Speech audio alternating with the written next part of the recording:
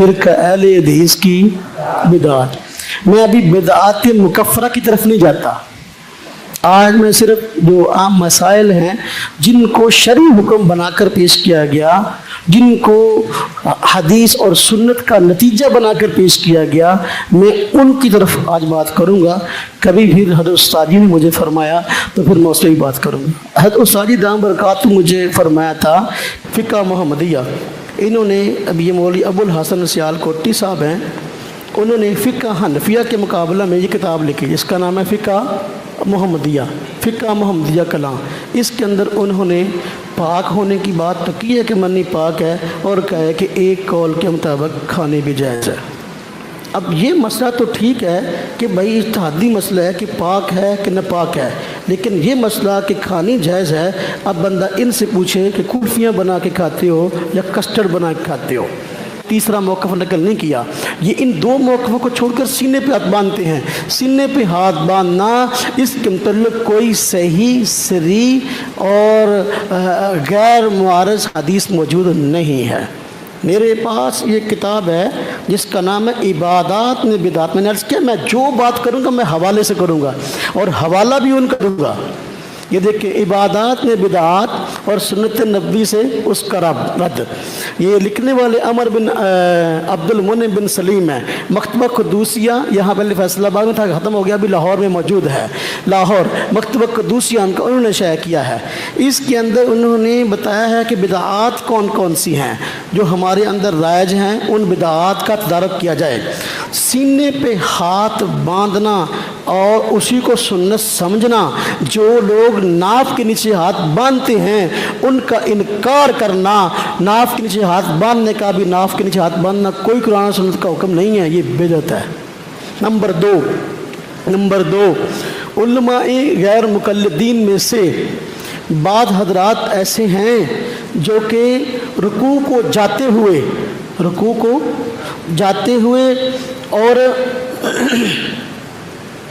को जाते हैं तो रुकू से उठने के बाद जी रुकू को जाते हैं तो रुकू के उठने के बाद दोबारा हाथ बांध लेते हैं। उलमाए गैर मुकल्लिदीन और अवाम का एक ग्रोह बहुत बड़ा ऐसा है जो कि नमाज में रुकू से उठने के बाद यानी कोमा की हालत में हाथ को बांध लेते हैं। हालांकि आम उम्मत मुसलिमा उनका अमल क्या है, रुकू के बाद हाथ छोड़ देते हैं, लेकिन वो रुकू के बाद हाथ बांध लेते हैं। ये मेरे पास किताब मौलाना बदियुद्दीन राशिदी साहब, ये सिंध के पीर झंडा ग्रुप में उनका मकाम है और जमीयत अहले हदीस सिंध के वो सदर भी थे। तो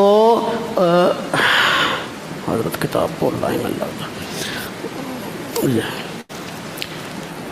तो जमीयत अहले हदीस सिंध के सदर भी थे।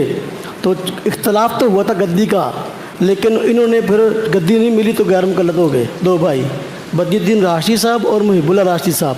बाहर क्या उनको बड़ी इज़्ज़त मिली इस मसलक के अंदर, उनके बड़े रहनुमाओं में से हैं।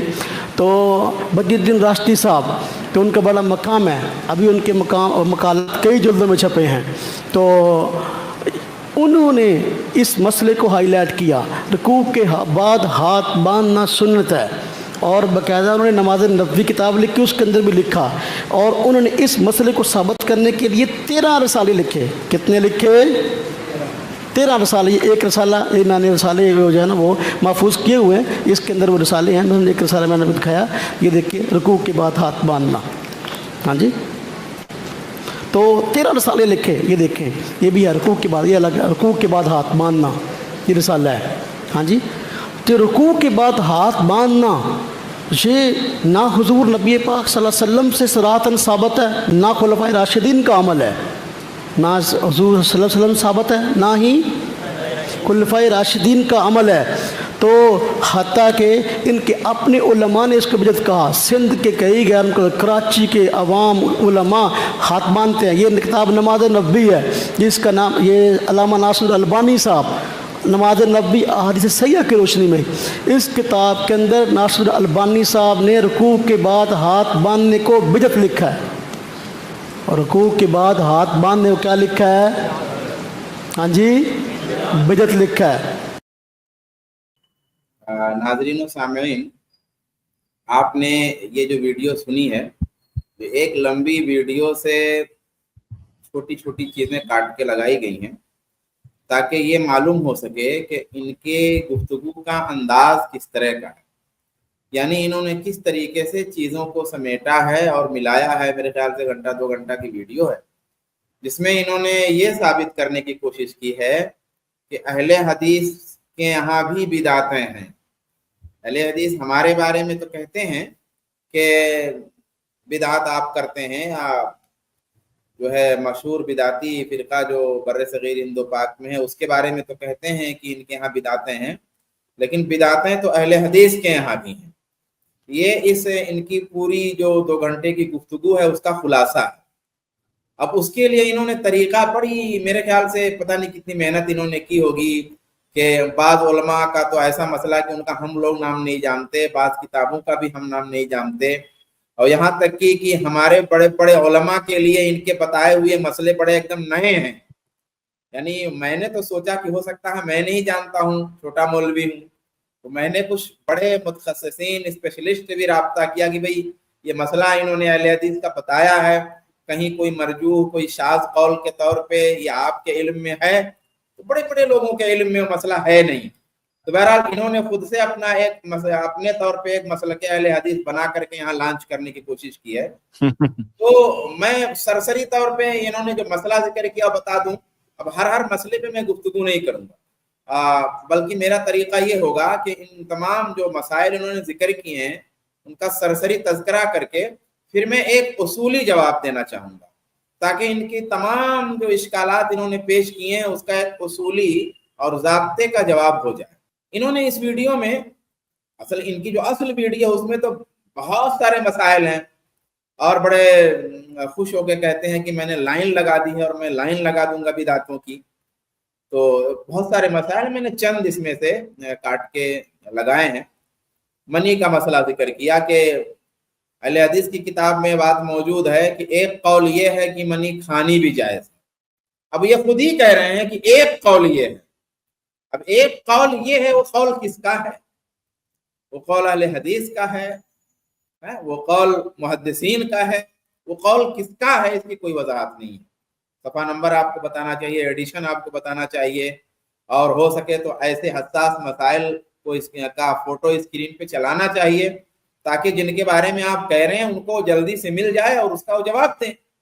اب آپ اگر صریح طور پہ اس طرح سے حوالہ نہیں پیش کریں گے تو آدمی کہاں ڈھونڈے گا، کہاں سے لائے گا کیا عبارت ہے، کیا بات کہی گئی ہے؟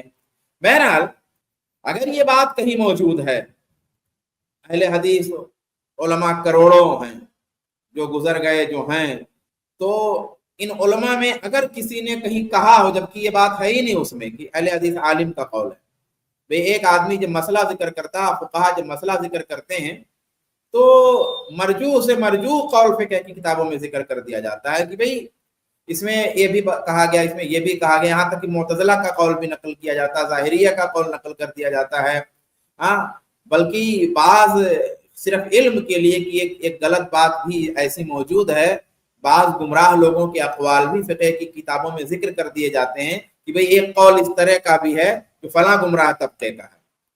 ہم آج کے موجودہ زمانے میں بھی کتاب لکھی جاتی ہے تو ان میں لکھ دیا جاتا ہے کہ بھئی ایک قول یہ بھی ہے مگر یہ اہل بدعت کا قول ہے۔ تو کوئی قول نقل کر دینے سے کسی کتاب میں، اگر اہل حدیث کی کتاب میں یہ بات لکھ دی گئی کہ ایک قول ایسا ہے، تو اس سے یہ کہاں ثابت ہو گیا کہ یہ اہل حدیث کا مسئلہ ہے؟ پھر یہ مسئلہ صحیح اور غلط کا ہے، یہ بدعت اور سنت کا نہیں ہے۔ اگر کسی نے کہا کہ ایک قول یہ ہے کہ کھانی بھی جائز ہے، تو آپ اس کو کہیں گے کہ یہ غلط ہے یا کہیں گے صحیح ہے؟ اس میں سنت اور بدعت کا کون سا سوال ہے؟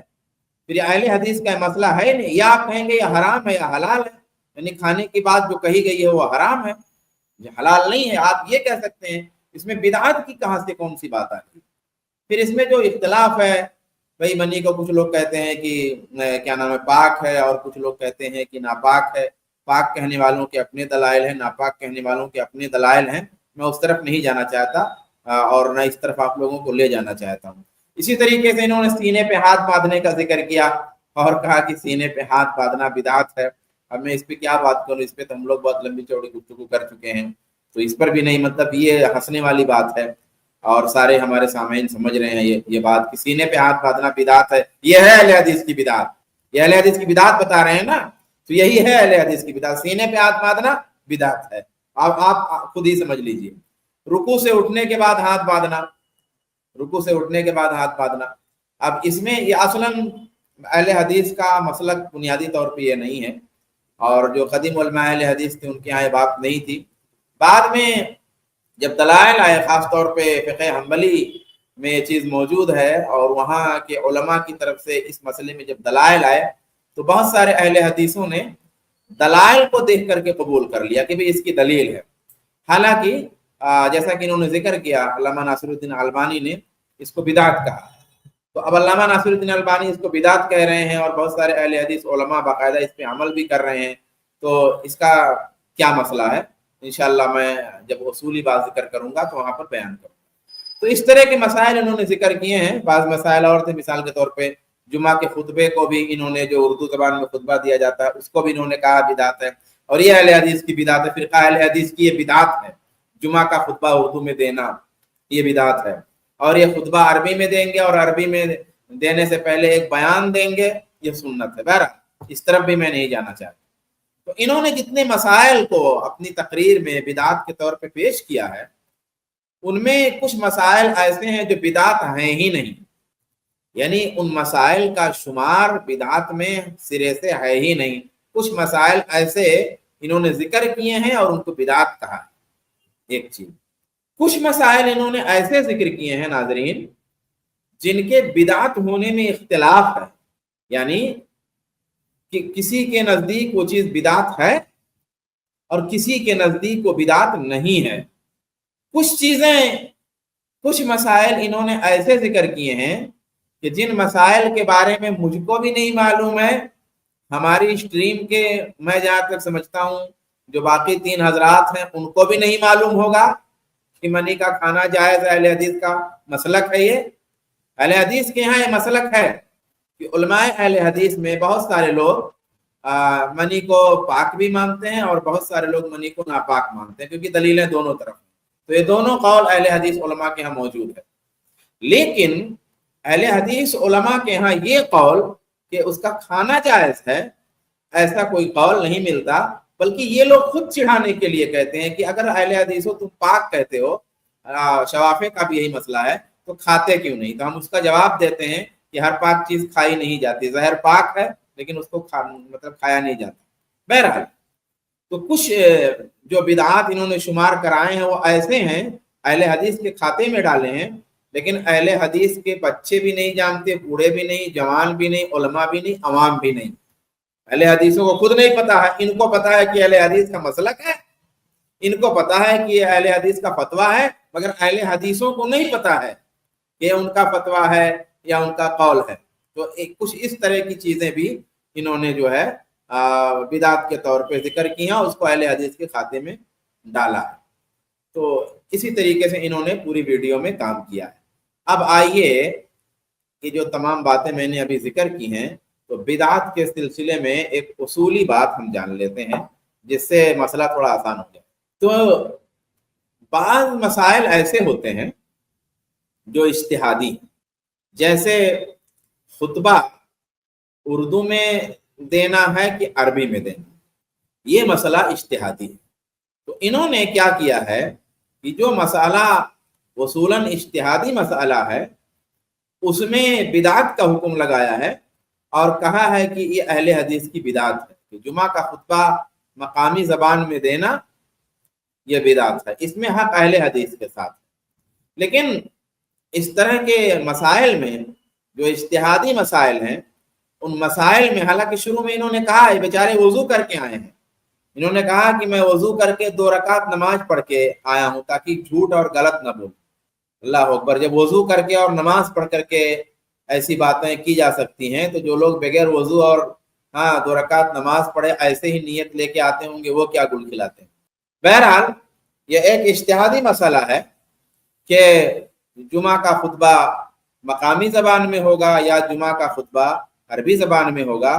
اہل حدیث کے ہاں راجح مسئلہ یہ ہے کہ جہاں پر عربی زبان کا معاملہ جو ہے نہیں ہے، جیسے جس ملک میں ہم رہتے ہیں اس طرح کے ممالک میں وہاں پر مقامی زبان میں خطبہ دینا ہوگا.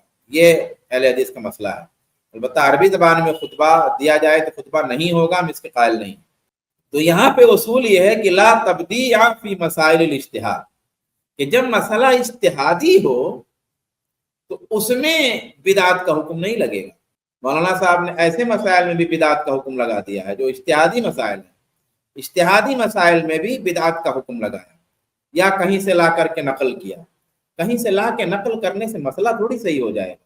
تو ایک بات ہوئی کہ لا تبدیع فی مسائل الاجتہاد, اجتہادی مسائلوں میں بدعت کا حکم نہیں لگایا جاتا. یہ ایک بات. دوسری وضاحت جس سے جہاں کی یہ ویڈیو ہے, اچھا یہ غیر معروف عالم ہے یہ, لیکن چونکہ انہوں نے عنوان بڑا ایسا منتخب کیا ہے جس سے معروف ہو جائیں, اور اس پہ تھوڑے ویوز بھی ان کے آئے ہیں اس عنوان کے تحت, فرقہ اہل حدیث کی بدعات عنوان کی وجہ سے. تو ہمارے بعض مشائخ نے اس کو بھیجا تو ہم نے تعمیل حکم میں جو ہے اس پر عمل کیا, ورنہ ہم اس کے جواب کی طرف نہیں ہیں. بہرحال ویڈیو میں ایک تو بدعت کہنے کی نوعیت یہ ہے. ویڈیو میں کئی مسائل کے حوالے سے انہوں نے یہ طریقہ اپنایا ہے کہ اہل حدیثوں کے مفتابہی مسائل کے حوالے سے, یعنی اہل حدیثوں میں جو فتویٰ ہے اور کسی مسئلے میں جو اہل حدیثوں کے ہاں علماء حکم لگاتے ہیں, تو اس حوالے سے کسی اہل حدیث عالم کا اختلاف بڑی محنت سے ڈھونڈ کر لائیں. یعنی اہل حدیث کا مسئلہ ہے کچھ اور, مفتابہی قول اہل حدیث کا ہے کچھ اور, راجح مسئلہ ہے کچھ اور, کتابوں میں لکھا جاتا ہے کچھ اور, یہ ایک طرف کچھ اور ہے. انہوں نے کہیں سے کروڑوں اہل حدیث علماء ہیں, ان علماء میں سے کہیں بڑی محنت سے ڈھونڈ کر کے کسی عالم دین کا اختلاف تلاش لائے اور تلاش کر کے پھر اسے پیش کیا, اور وہ خود اہل حدیث حضرات کو معلوم نہیں ہے یہ تلاش کر کے جو لائے ہیں. اس سے ظاہر کیا ہوتا ہے کہ بھائی کسی اہل حدیث عالم نے اگر اہل حدیث کی عام روش کے برعکس کسی مسئلے میں بدعت کا حکم لگایا ہے تو گویا سارے اہل حدیث بدعتی قرار. یعنی اہل حدیث کا کوئی مسئلہ ہے, مثال کے طور پہ سینے پر ہاتھ باندھنے کا, یہ مسئلہ اہل حدیث کا متفق علیہ مسئلہ اور مفتابہی مسئلہ ہے. اب اگر ہمیں تو معلوم بھی نہیں کہ وہ کون سی کتاب ہے اور کہاں, ہم نے تو نہیں پڑھا کہیں, لیکن یہ کہہ رہے ہیں, ہم بالفرض مان لیتے ہیں, ہو سکتا ہے کہیں کوئی کسی نے کہا ہو. تو کسی نے اگر کہہ دیا کہ سینے پہ ہاتھ باندھنا بدعت ہے, ان کو کہیں سے مل گیا, تو وہ شاذ ہوگا. کسی اہل حدیث عالم کے اگر وہ واقعی ہے تو یہ بار بار میں کہہ رہا ہوں, اور واقعی ایسی ہی بات ہے جیسی یہ کہہ رہے ہیں, تو اہل حدیث کا مسئلہ بدعت کا نہیں ہو جائے گا, یا کسی ایک آدمی کے اس مسئلے کے خلاف چلے جانے سے اہل حدیثوں کا جو راجح مسئلہ ہے وہ نہیں ختم ہو جائے گا. آپ اپنے مسائل میں تو جب ہم پیش کرتے ہیں تو کہتے ہیں, حالانکہ آپ حنفی ہیں, جب ہم کہتے ہیں کہ امام ابو حنیفہ کا مسئلہ کچھ اور ہے, تو وہاں امام ابو حنیفہ رحمۃ اللہ علیہ کا مسئلہ آپ چھوڑ کر کے صاحبین کے مسئلے کو لیتے ہیں اور کہتے ہیں یہی مفتابہی ہے. یعنی آپ باوجود کہ حنفی ہیں اور مقلد ہیں, اور اصلاً امام ابو حنیفہ کا قول آپ کے یہاں ہونا چاہیے, لیکن امام ابو حنیفہ کا قول چھوڑ کر کے مفتابہی قول دوسرے قول کو بناتے ہیں, اور پھر بھی آپ حنفی رہتے ہیں. اور یہاں ہم جانتے تک نہیں ہے کہ یہ قول بھی موجود ہے, تو اس کے قول کی روشنی میں کہتے ہیں اہل حدیث بھی گویا بدعتی ہوئی ہے کہ دیکھیں ان کے ہی ایک عالم نے ایسی بات لکھی ہے. تو جاننا چاہیے کہ کسی عمل کو بدعت کہنا اور کسی عمل کی بنیاد پر قائل کو بدعتی کہنا, یہ دو باتیں. یعنی ایک تو یہ ہے کہ کوئی عمل ہے کسی کا, کوئی قول ہے کسی کا, ہم نے کہا فلاں عالم کا یہ قول, فلاں عالم کا یہ عمل بدعت ہے. ہو سکتا ہے کہیں اس سے غلطی ہو رہی ہو, تو ہم کہہ سکتے ہیں, کہنا چاہیے اگر ہے تو بدعت ہے, لیکن ہم اس کو بدعتی نہیں کہہ سکتے, کیونکہ بدعت کہنے میں اور بدعتی کہنے میں وہی فرق ہے جو فرق کفر کسی عمل کو کہنے میں اور کافر کہنے میں. تو ایسا کثرت سے علماء کے ہاں ملتا ہے کہ ایک مجتہد کسی عمل کو بدعت قرار دیتا ہے اور دوسرے مجتہد کی رائے بالکل مختلف ہوتی ہے, تو اس اختلاف کی وجہ سے علماء نے ایسا کبھی نہیں کیا ہے کہ مختلف رائے رکھنے والے کو بدعتی کہہ دیا گیا ہو. کبھی نہیں ایسا علماء نے کیا ہے کہ مختلف رائے رکھنے والے کو علماء نے بدعتی کہا ہو. ایسا ہرگز نہیں ہوا ہے علماء کے یہاں. یہ اصول ان کو معلوم ہونا چاہیے. ویڈیو میں انہوں نے یہ بھی تاثر دینے کی کوشش کی ہے اور ایسا محسوس ہوتا ہے کہ مولانا صاحب جو سامنے ہمارے ہیں اسکرین پہ گویا یہ کہہ رہے ہوں کہ اہل حدیث جو دوسروں کی بدعتیں بتاتے ہیں اور ان پہ تنبیہ کرتے ہیں تو بہت سے اعمال ان کے خود ایسے ہیں جن کے بدعت ہونے میں یہ اہل حدیث ہی مختلف ہیں. تو اس طرح تو یہ خود بھی بدعت کرنے والے ہوئے اور جو ضابطہ انہوں نے بدعت کا بنایا ہے وہ بھی غلط ہوا. یعنی انہوں نے ضابطہ ایک بدعت کا بنایا ہوا ہے تو ان کا اصول اور ضابطہ بھی غلط ہوا اور یہ بدعتی بھی ہوئے کیونکہ عمل ایک ہے اور کچھ اہل حدیث علماء اس کو بدعت کہہ رہے ہیں اور کچھ اس کو بدعت نہیں کہہ رہے ہیں. تو اس طرح سے تو اصول ان کا چلا گیا بدعت والا. اگر اصول صحیح ہوتا تو کچھ لوگ بدعت نہیں کہتے اور کچھ لوگ بدعت کہتے, ایسا نہیں ہوتا. اور دوسرے چونکہ کچھ لوگ اس کو بدعت کہہ رہے ہیں تو اپنے ہی قول کے, اپنے ہی مکتب فکر کے, اپنے ہی مسلک کے قول کی روشنی میں یہ بدعتی بھی ہوئے. یہ تاثر دینے کی کوشش لگتی ہے.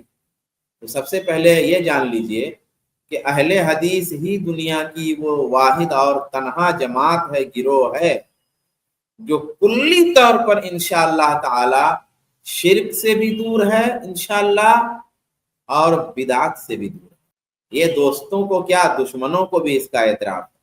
مولانا صاحب کا کام یہ ہونا چاہیے کہ اپنے حلقے کی بدعات دور کریں, مگر اس میں جب ناکام ہوئے تو انہوں نے سوچا کہ اہل حدیث پر بھی یہی چیز چسپاں کر دو کہ یہ بھی بدعتی ہو جائیں. تو یہ بھی جب بدعتی ہو گئے اور یہ ہم کو بدعتی کہتے تو یہ بدعتی, ہم بدعتی, سب بدعتی. اب کسی کے لیے کوئی امتیاز نہیں رہ جائے گا کہ یہ سنت والے ہیں یا بدعت والے ہیں.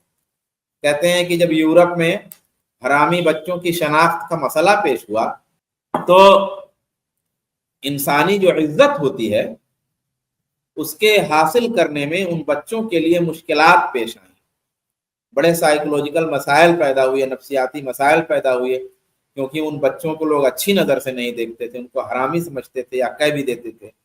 تو اس چیز کو دور کرنے کے لیے پورا سسٹم اس طرح ڈیزائن کیا گیا کہ جو بچے پیدا ہوں وہ عموماً حرامی پیدا ہوں تاکہ حرام اور حلال کی تمیز ختم ہو جائے جو باقی ہے. موجودہ دور میں وہاں پہ سنگل پیرنٹ کی اصطلاح چل رہی ہے, سنگل پیرنٹ. وہ اصطلاح بھی, وہ ٹرم بھی اسی لیے ہے تاکہ وہ جو فرق تھا حرام اور حلال کا وہ فرق چلا جائے. تو یہاں جاننے کی بات یہ ہے کہ بھائی ایک ہے بدعت کا مجموعی تصور ٹوٹل ملا کر کے, اور دوسرا ہے اس تصور, اس اصول, اس گرامر کو فٹ کرنا, اس کی تطبیق کرنا.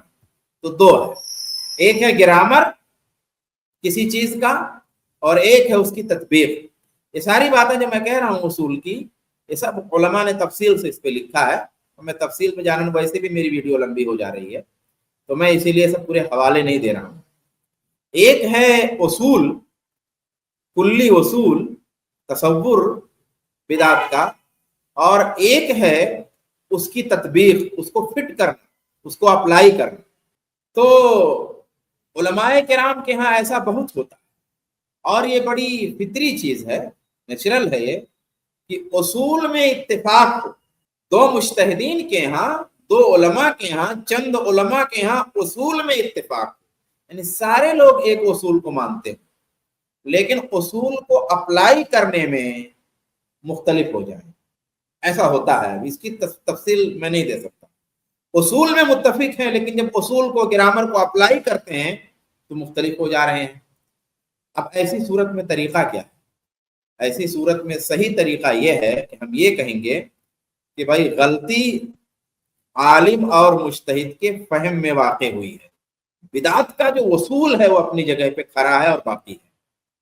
غلطی اصول میں نہیں ہے بدعت کی, غلطی اصول کو, گرامر کو اپلائی کرنے میں ہے کیونکہ اصول کے تو دونوں قائل ہیں, اس میں ان دونوں کا اختلاف ہے ہی نہیں.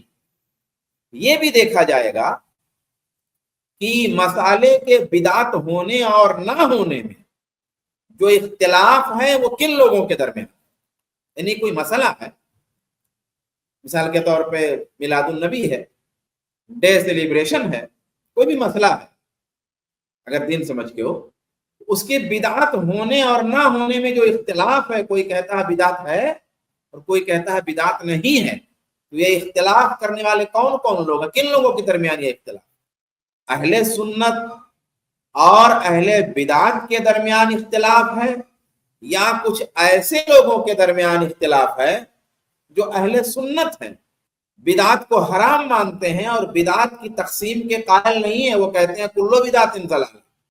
तो अगर ऐसा है कि वो इख्तिलाफ अहले सुन्नत और अहले बिदात के दरमियान नहीं है बल्कि अहले हक के दरमियान है, उन लोगों के दरमियान है जो ये कहते हैं कुल्लो बिदात इन ज़लाला, वो ये कहते हैं बिदात की तकसीम नहीं है, वो ये कहते हैं बिदात हराम है, ऐसे लोगों के दरमियान अगर इख्तिलाफ है, कोई एक मसले को कहता है बिदात है और उसी को कोई कहता है बिदात नहीं है, तो वहां पे इज्तिहाद का हुक्म लागू होगा। वहां पे क्या कहा जाएगा, ये मसला इज्तिहादी है। ऐसी सूरत में हम कहेंगे कि ये मसला इज्तिहादी है, बस एक शर्त है कि मसला कतई होना चाहिए, ज़न्नी नहीं होना चाहिए। अगर मसला ज़न्नी नहीं है बल्कि कतई है, तो और दो मुज्तहिदीन दोनों अहले हक हैं, दोनों उसूल में मुख्तलिफ हैं, एक हैं, लेकिन एक कहता है बिदात है और एक कहता है बिदात नहीं है, तो ऐसी सूरत में और मसला कतई है, तो जो इख्तिलाफ कर रहा है उसका कौल शाज़ माना जाएगा और कहा जाएगा इस आलिम से गलती हो गई, इससे लफ्जिश हो गई। लेकिन ये नहीं कहेंगे कि बिदात का उसूल गलत है। शर्त सिर्फ इतनी है कि इख्तिलाफ करने वाला फितने का तलाश करने वाला ना हो, ख्वाहिशात के पीछे ना चलने वाला हो, हवा परस्त ना हो, इतनी खाली शर्त है। आइए जो है थोड़ा सा आप खात्मे की तरफ चलते हैं, बात लंबी होती जा रही है।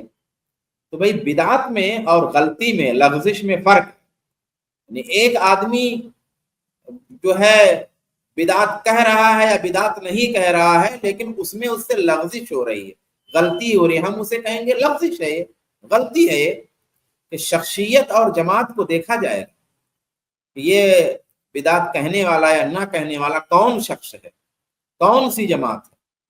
अगर वो इस्तिदलाल में, दलील पकड़ने में मनहज सलफ की नुमाइंदा शख्सियत है, नुमाइंदा जमात है, तो ऐसी जमात, ऐसी शख्सियत को मुब्तदी और बिदाती नहीं कहेंगे, ज्यादा से ज्यादा ये कहेंगे कि ये अमल और ये फतवा बिदात है। अल्हम्दुलिल्लाह अहले हदीस बिदातों से दूर रहने वाली जमात है, बिदातों के खिलाफ जमात है, बिदातों की तकसीम नहीं करती है, हर तरह की बिदात को गुमराही जानती है, बिदात को हराम समझती है पूरी जमात। ऐसी सूरत में अगर किसी ऐसे अमल का कोई आलिम रब्बानी कायल हो जो हकीकत में बिदात हो, लेकिन कोई आलिम रब्बानी उसका कायल हो, उस पे आमिल हो, तो हम कहेंगे यहाँ उनके फहम में कोताही है, उनकी आगही में कोताही है, मगर ये नहीं कहेंगे बिदाती हैं।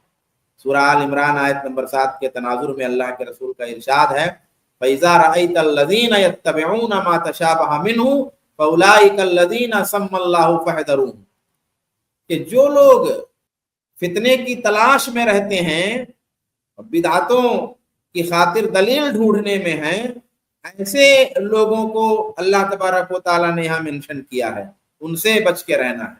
इसीलिए इमाम शातिबी रहमतुल्लाह अलैह फरमाते हैं, फल मुब्तदि मिन हादिहिल उम्मती इन्नमा ज़ल्ल फी अदिल्लतिहा हैसु अखज़ा मा खज़ल हवा वश्शहवा ला मा खज़ल इनक़ियाद तहत अहकामिल्लाह व हाज़ा हुवल फ़र्क़ बैनल मुब्तदि व गैरिही लिअन्नल मुब्तदि जअलल हवा अव्वल मुतालिबहु व अखज़ल अदिल्लत बित्तबा। कहते हैं कि जो मुब्तदे होता है, जो बिदाती होता है, वो क्या करता है, वो अपनी शहवात, अपनी ख्वाहिश के हिसाब से दलीलों को लेता है। अल्लाह के रसूल का हुक्म है, उसकी पैरवी करनी है, इस नीयत से वो दलीलों को नहीं लेता है। मुब्तदे और गैर मुब्तदे में यही फर्क है कि जो मुब्तदे होता है पहले अपनी ख्वाहिश के मुताबिक मसला लाता है, अपने इमाम का पहले मसला लाएगा और इमाम का मसला ला करके फिर उसको प्रूफ करने के लिए दलील ढूंढता है, ये मुब्तदे का काम है। اور جو غیر مبتدی ہے, جو سنی ہے, وہ دلیل سے مسئلے کو لیتا ہے, اصل اس کے یہاں دلیل ہے, مگر مبتدی کے یہاں اصل دلیل نہیں ہوتی, اصل کسی عالم کا کوئی قول ہوتا ہے, اصل اپنے مسلک کا مسئلہ ہوتا ہے, اور اس کے بعد تلاشتا ہے کہ اس کے موافق دلیل کہاں کہاں مل سکتی ہے. اسی کو کہتے ہیں مدلل کرنا. تو یہ مدلل کرنے کا کام کرتا ہے, ایسا سچ بدعتی ہے. علامہ شاطبی نے فرمایا. آخری بات کہہ کر کے بات ختم کروں گا کہ ایسا بہت ممکن ہے کہ اصلاً کوئی عمل بدعت ہو بدعت, لیکن اس کا قائل کوئی عالم ربانی بھی ہو, جیسا کہ میں نے کہا. تو علامہ ابن تیمیہ یعنی عمل بدعت ہے, مگر ایسا ہو سکتا ہے کہ ایک نیک پرہیزگار اور گہرے علم والا عالم بھی اس کا قائل ہے, ایسا ممکن ہے. اگر ایسا کہیں مل جائے تو مولانا صاحب کی طرح سے بدعتی اور فرقہ اہل حدیث کی بدعات وغیرہ نہیں کہہ سکتے. علامہ ابن تیمیہ ایسی صورت میں کہتے ہیں وَكَثِيرٌ مِّن مُجْتَهِدِ السَّلَفِ وَالْخَلَفِ, کہ سلف میں, متقدمین میں, والخلف اور متاخرین میں مجتہدین جو ہیں, قد قالوا وفعلوا ما هو بدعہ, بعض چیزیں انہوں نے ایسی کہہ دی یا بعض ایسی چیزوں پہ عمل انہوں نے کیا جو بدعت ہے, لیکن لم يعلموا انه بدعہ, لیکن انہیں پتہ نہیں چل سکا کہ وہ بدعت ہے وہ چیز. اما لأحادیث ضعیفہ, چاہے ان کے پاس کچھ ضعیف حدیثیں تھیں اور ظنوها صحۃ, اور ان حدیثوں کو انہوں نے صحیح سمجھا, اس وجہ سے انہوں نے اس پر عمل کر لیا حالانکہ وہ چیز بدعت تھی. وَإِمَّا لِآيَاتٍ فَهِمُوا مِنْهَا مَا لَمْ يُرَدْ مِنْهَا, یا پھر آیتوں سے انہوں نے وہ سمجھا جو آیتوں کی مراد نہیں تھی. اما لَإِنْ رَأَوْا وَفِي الْمَسْأَلَةِ نُصُوصٌ لَمْ تَبْلُغْهُمْ, کوئی رائے ان کی رہی ہو جو انہوں نے سمجھا اور نصوص ان کو نہ پہنچے ہوں, ایسا بھی ہو سکتا ہے. تو ایسا ہو سکتا ہے کہ کوئی عالم ربانی ہو, کوئی اہل حدیث عالم ہو, اور اہل حدیث عالم کوئی بدعت والی چیز جو اس کو کر رہا ہو, یا کوئی بدعت کی چیز نہ ہو لیکن اس کو بدعت کہہ رہا ہو. ایسا ممکن ہے, ایسا ناممکن نہیں ہے. لیکن اگر وہ ایسا کہتا ہے, کرتا ہے, تو ہم اس کو بدعتی نہیں کہیں گے. ہو سکتا ہے اس کو دلیل نہ معلوم ہو سکتا ہے سمجھا نہ ہو, اور اگر سمجھا ہے, دلیل معلوم ہے, تو کہیں گے یہ شاذ ہے, یہ ان کی لغزش ہے, یہ ان کی غلطی ہے, ان کے فہم کی کوتاہی ہے. مگر یہ فرقہ اہل حدیث کی بدعات نام کی جو سیریز آپ چلائے ہیں, یہ ہم چھوڑیے, آپ کی عوام خود قبول نہیں کرے گی کہ اہل حدیثوں کے لیے شرک منسوب کرنا اور اہل حدیثوں کے لیے بدعت منسوب کرنا, یہ منسوب کرنے والے ہی کے لیے عیب کی بات ہے. تو یہ کچھ اصولی باتیں میں نے ذکر کی, شاید تھوڑی مشکل رہی ہوں, لیکن اب ان کو بہت میں شرح بھی نہیں کر سکتا وقت کے لحاظ سے. انشاءاللہ اگر کہیں کسی کو اشکال ہوگا جو میں نے بیان کیا اس میں, تو انشاءاللہ اس کی وضاحت کی جائے گی. اللہ تبارک و تعالیٰ سے دعا ہے کہ اللہ تبارک و تعالیٰ ہم سب کو توفیق عطا فرمائے صحیح سمجھنے کی اور صحیح پر عمل کرنے کی. آمین. السلام علیکم ورحمۃ اللہ وبرکاتہ. اس کلپ کی فل ویڈیو دیکھنے کے لیے ہمارے چینل پر ضرور آئیں. آئی پلس ٹی وی نے ایک نیا یوٹیوب چینل شروع کیا ہے جس کا نام ہے آئی پلس ٹی وی اختلاف کا حل. اس چینل پر صرف اختلافی مسائل پر ویڈیوز آئے گی, لیکن دلائل کے ساتھ اور بھائی چارگی کے ساتھ. آپ کو میں دعوت دیتا ہوں کہ آپ بھی ہمارے اس چینل کو سبسکرائب کریں, ہماری ویڈیوز کو شیئر کریں اور نوٹیفیکیشن آئیکن کو آل سلیکٹ کریں تاکہ آپ کو ہماری ویڈیوز کا نوٹیفیکیشن مل سکے. جزاک اللہ خیر, والسلام علیکم ورحمۃ اللہ.